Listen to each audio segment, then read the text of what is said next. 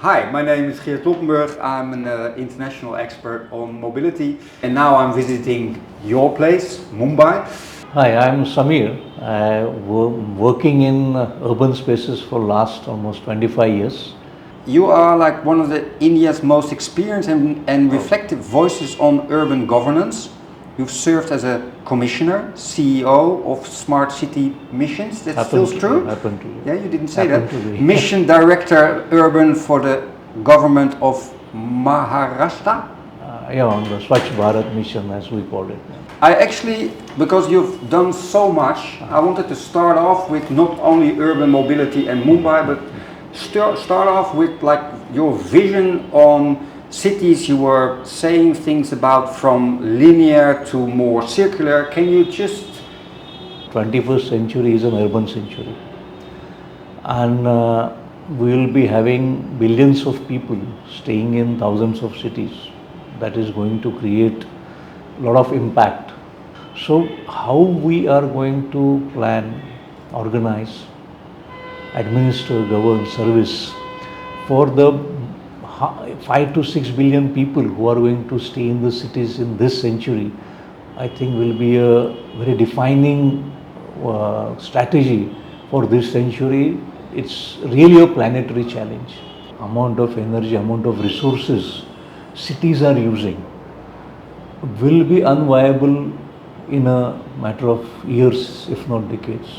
Our generation or the next two generations at least do not have this luxury of being of mindless consumption, because we are hitting the planetary limits of resources. But the challenge is to make this thing happen at planetary scale. Yeah. Otherwise, billions of people staying in these cities will be difficult. We will be hitting the limits, boundaries very fast. If the dominoes start falling, then it's going to be difficult to contain that. So that's why we need to shift, to more responsible is a word which might create a burden of responsibility, which may not be the case. It is a simple readaptation of certain, way we plan, visualize, understand, contextualize, and of course the law, probably policy, the regulations will always flow from that. For Mumbai, let's be really concrete. We need better public transport and we need to electrify the mobility. Is that still the two things what you would aim on? Mumbai had a unique historical context where the suburban locals carried substantial population or commuters in the city, as high as 70 to 80%, maybe 10 or 15 years back. But that system was not meant for the city. It happened to be used for city. It was the existing national railway network, which later, maybe 100 years earlier, got used by the intra-city for mobility. So therefore, it did cater a large number of commuters, but only very limited areas of the city got covered. Because as maybe last 40 years, the population of the greater Mumbai city region has gone to 20 million. Maybe 23, 24 million could be the influence. And therefore, if we assume that 80% of the population is a commuter in one way or another, maybe a schoolboy going to school or an elderly person going to visit a doctor. So if 80% commuters of the population is the commuters, that's almost 20 or 18 to 20 million commuters. And therefore, the last mile connectivity issues, we will require huge in public infrastructure and also shared mobility, maybe micro mobility, last mile mobility. The entire spectrum of mobility activities that we have will have to go to either non-motorized or our electric mobility. And this is therefore, it is inevitably that it has to be done. And how it is to be done is of course a matter of challenge. Trains or metros or electric cars or micromobility or cycling or whatever, but you said something about what needs to be done for cities is better public spaces, urban forests, all those. Can you just reflect on where can we see that in Mumbai already, and can you just say a little bit more about that? The way the citizen experiences his city So those need to be made available when he's experiencing his city. So if I'm traveling from my home to office or school or a college or marketplace, that availability has to be planned and ensured. But yes, as far as if I try to connect mobility and maybe quality of life and maybe green spaces, broader spectrum.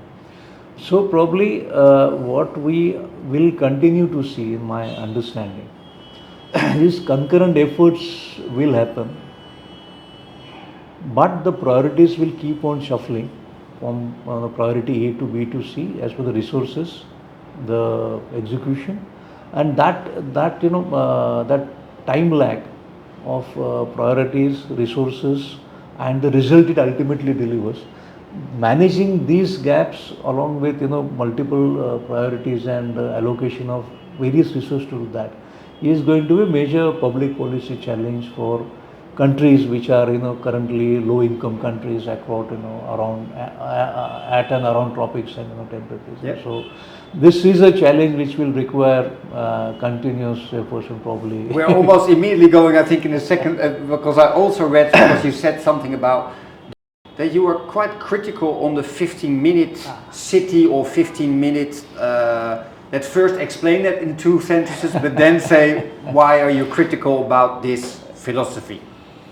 Yeah, basically, I happened to meet Monio also in one of the interactions. It was very nice to meet. It's a new idea which actually came up in city design and planning after a substantial period. Yeah. How can all the people with different income criteria can really be close within the 15 city range in this theoretical framework? So that's, is it that it is an exclusionist way of looking at the concept of city through the urban design, urban plan? In 1972, an experiment was done of building a twin city, like the satellite city, so to say, called as New Mumbai area by the CIDCO. CIDCO is the City Industrial Development Corporation, a corporation owned by the state government, and as a new township development authority. So the land was taken, and it was planned, infrastructure was given, and then given in PPP mode for set up an entirely new city, which took almost 15 to 20 years. So in this node concept was visualized, in which most of the civic amenities being made available in a particular area was the conceptualization node. But of course that was more of a city planning part. But this concept of 15 city, the apprehension of being exclusionist is of course not there. But the basic idea was there. But it probably is getting extended a bit more into this 15-minute phenomenon. That's my limited understanding. Yeah, actually we are coming to copying policies from different countries. Before we went into the interview, we were already discussing together, and I was also quite critical about, because you have to really understand the local situation. Absolutely. It's not, what I felt, was that the context of any, shall we say, space and time or locality and that era is so rich, it's full of so many elements that a very simplistic template of, copy pasting is very difficult to work, because the context has to be taken and a lot of, intermingling factors are there. Politicians or government, they will say, what are you going to do? Are you going to do A, B and C? Like, why is it all integrated? This is fake. Give me just 3 points and then we will do that. And that's not just the way you see it. A point of view, I do see that. Like, common values are children and trying to get children to school, children needing safe playgrounds, safe. But on the flip side of that is aging. Yes. Aging, a lot of cities have got aging, and how do we get urban cities ready for elderly people to move, to be outside, etc., etc., etc. So when we say the space, of course the city comparative is also there, that the temporal context of urbanization also I believe need to be kept in mind, and probably it's a characteristic of our species that every generation feels it is the smartest generation in the entire history of the species, which may not be the case. Whatever is available need to be learned, and even in Indian context, the Sindhu river, as we call it, the rivers, the cities which grew 5,000 years back were extremely resilient in water management. The way they managed the rivers and water was simply fantastic, and which was 5,000 years back.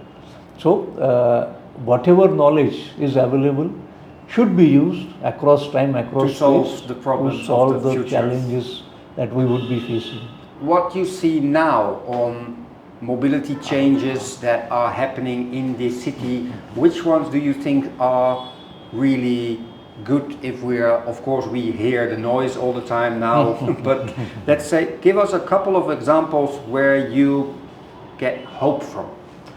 Mobility within the Mumbai region, first was, we in the language of transport planning, it's called it the modal split. How many people Go are by using car, what how many kind go by of public transport, yeah. So how many people walk. yes. So probably the way the population grew, the city region grew, the population grew, the execution that was done in Eastern Freeway road project, even the coastal road project, the Atal Setu, which is almost 22 kilometers bridge which connected to the main this thing. So this happened in a fairly small time of period actually, and even the transition that we are doing into the metros. I mean, just a couple of days back, we had a Line 3 underground metro, which was very difficult project. The President was here to open the new metro station. Prime Minister was here, and the metro expansion project. So basically, during in this study of transport planning, the commuter traffic is much more than what the modal split is theoretically accepted. So the speed with which the mobility infrastructure is coming, especially the MRTS infrastructure, I think is something which the change that we have seen in the quality of commuting also. And of course the standard S curve will be there, the ROI will be a bit less, but then when it hits the inflection point, then probably the commuting will be much more better. And the last mile connectivity issues, which were the traditional Indian way of the rickshaw, the tuk-tuk as it is sometimes called, did catered a lot, but probably we need to find the solutions era also now. So maybe last mile cycling, whether it really makes sense. Like we are now in say Nariman Point or VT and Churchgate. If the stations, the metro and the local station themselves become the provider of say cycling to this locality. So probably the shared earlier that it is not that it is not feasible. Even big cities have shown the changes with consistent political commitment and resources and essentially behavioral change, and people have to get themselves convinced that this is not a fad or a fashion or some elitist snobbish idea, but it is something which I can do, which will not cause me any penalty of time, penalty of cost, and penalty of inconvenience. Yep. So once that is done, I believe the things will move. It is just not Mumbai. It will be, as I keep on saying, probably I might be contradicting myself superficially. But what is done, the solutions have to be implemented in all the 50,000 cities and towns of the world which we have. So that in the context of comparative public administration or even city diplomacy concept that I probably try to work on, really makes sense that the some good ideas cannot be copy pasted, yes, but that idea can be translated, transliterated, contextualized to the local traditions, resources, legal position, history, and that at least that impact can be done. The way example is like we started using mask in CTA, all 30,000 cities were using mask in a matter of weeks, if not months. Vaccination, we did that. So this pandemic lessons are huge. I'm sorry, I'm slipping to the pandemic part. No problem. But that the lessons out of this pandemic need to be researched more, documented more, institutionalized more in way of SOPs and systems. But it's really, I think, beyond the pandemic, what we learned is the global cooperation. What we learned was how the ideas can be disseminated rapidly across the cities. We have some senior friends who are working in ambassadors for other countries. They have to ask what's happening there, and that cooperation was simply fantastic. Hope at least the planetary challenges that we are facing. I have a lot of hope that even the city diplomacy is going to play a very important part in it, in delivering solutions at the doorsteps of the citizens, which, because the city governments are the most local and the most relevant appropriate agencies to deliver benefits at the doorstep of its citizens, which probably the state, provincial or the national governments cannot do that. For the cities of the future, you need to look at it in an integrated way. It Absolutely. is not possible to only electrify cars anymore because the electricity network goes out. Yeah. It does not make any sense. If you don't do the urban foresting, if you don't change the public space, that is like key. There's a professor, Luca Bertolini, he's Italian actually, and he is at the University of Amsterdam, and he also said that policies need to be integrated for the problems of the future, like urban foresting, public playgrounds. There are so many other reasons not to start off with talking about urban mobility, and he was very critical about only electrifying cars. He said then you will get out the whole electricity network. And actually, what I found interesting from your work, and you said like, if we look outside here, you see in the streets what were the ideas of 15 years ago. You see the infrastructure that's taking 10 years to make. But what I found so interesting from your work is that if you think about those things and then say, yeah, but urban forestry and resilience, and we are also looking like those things are so key, so we need to change the street plans, we need to change the streets.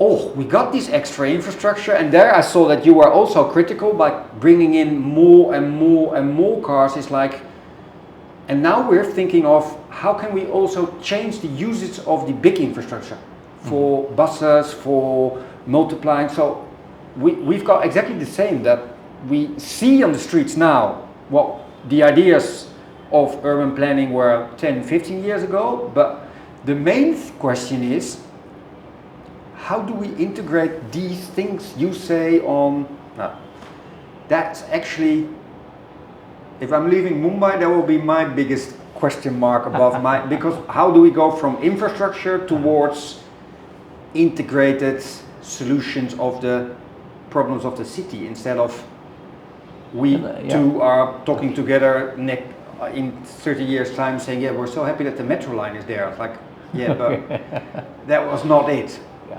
So first of all, I felt, that if we are going to replace all the two-wheelers and four-wheelers from an internal combustion engine to electric motor. In Mumbai with 20 million. So anywhere, so it is not going to solve the traffic congestion problem. So just from shifting to the source of energy, from say fossil fuel to electricity per se, will not solve the urban mobility challenges. Every individual, as far as he is concerned, is behaving rationally based upon his limitations, his objectives, and the means that are available for him. So the public policy, what we essentially do is to get his bounded rationality converge with the larger public rationality, and whatever limitations that he might have is then taken care of by policy levers of incentives or penalizing and supporting or welfare or whatever. Just changing to electric cars in that sense will not solve the mobility challenges. Will not solve road safety, will not solve self-driving cars, electric, then with one person in a city of 20 million. Like how is the discussion or debate going on in Mumbai about self-driving electric cars? So, there is a serious thought on BKC is an area which is extremely one of the financial centers of the Mumbai city, very strong. But the congestion challenges are very there, because if we are going to have 100 to 100,000 people coming in the morning, 3 hours and going, that creates. So idea is talked of a pod, autopods. A what? A pod. It's almost an automatic small vehicle of say 4 to 5 people. Oh, yeah, pods. Pods. Yeah, okay. So it is only for that area. Yeah. Which it is called as earlier called as the IPT, the intermittent public transport concept, which Yeah. normally the rickshaws do. Yeah. So, but this will be for that very limited area, of course, which can resolve a challenge of, it is in a way a automatic or a Yeah, but just to intelligent intervene, pod. but the crucial thing you are saying, it then these pods or whatever is integrated in the public transport system. Yes, That is a crucial sentence. yes. That is a total different sentence than you going with your own self-driving car and me going. So that sentence is so much key for how we are using the electricity system, the mobility system. Because yes, it can be used with new technology, but within, as we call it, the commons, within the public need, instead of your or my. Absolutely. Okay. I mean, why do you require an individual car intensely, we have a principle of polluters pay for the pollution they create. So probably even the congestion, I don't know the word, one who creates congestions Yes. also needs to pay for the congestion he creates, the burden he creates for the traffic mobility system of the city. Yes. The other thing I thought was really interesting on your work is you said something about air pollution, and you said something about, probably with your government background, you said we really need to change the way we look at it from an institutional point of view on air pollution. Can you just say a couple of words, because I thought it was spot on.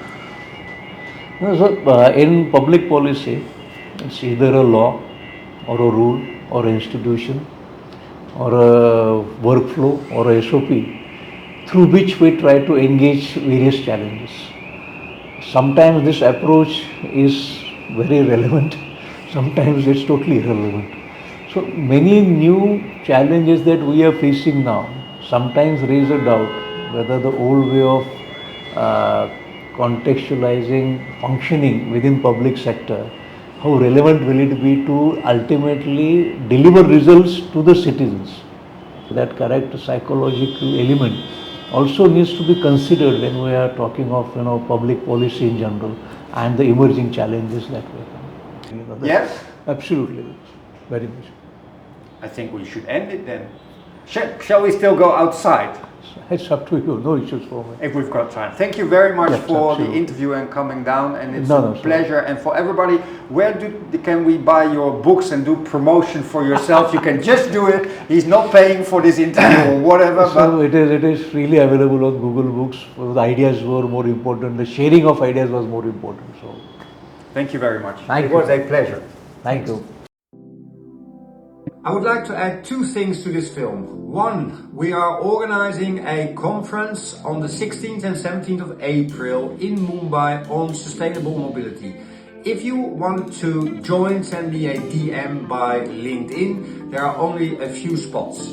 And the second thing is, if you really like these films, you can donate by the QR code. We would really appreciate it, even a small amount. Thank you very much for watching.